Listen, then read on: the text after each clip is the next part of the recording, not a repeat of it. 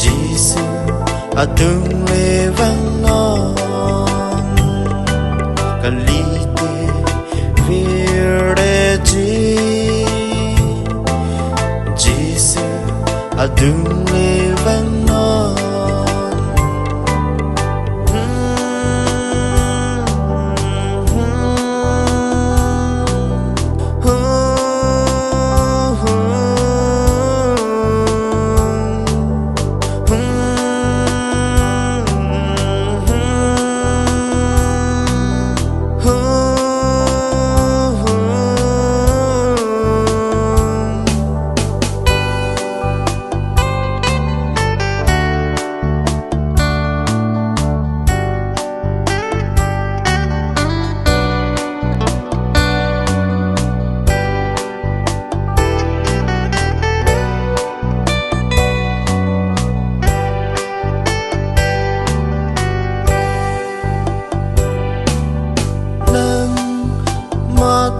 Peter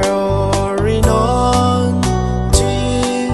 sua keng rile vangon kroi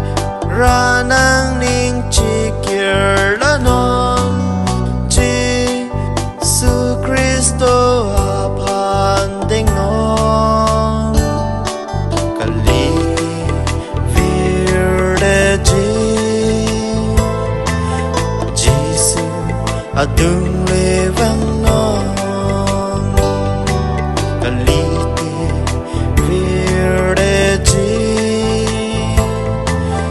Giêsu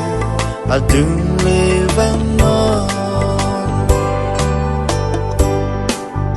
Hastro alam Jacob tang lo nang li ko si klem punon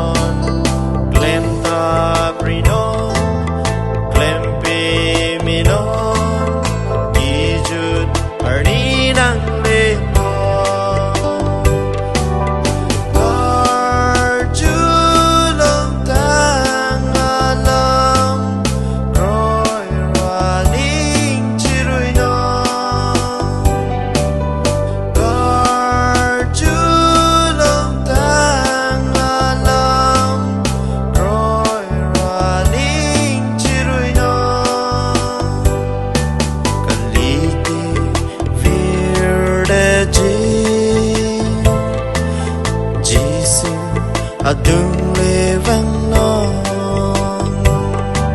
kalite vierde Giêsu adung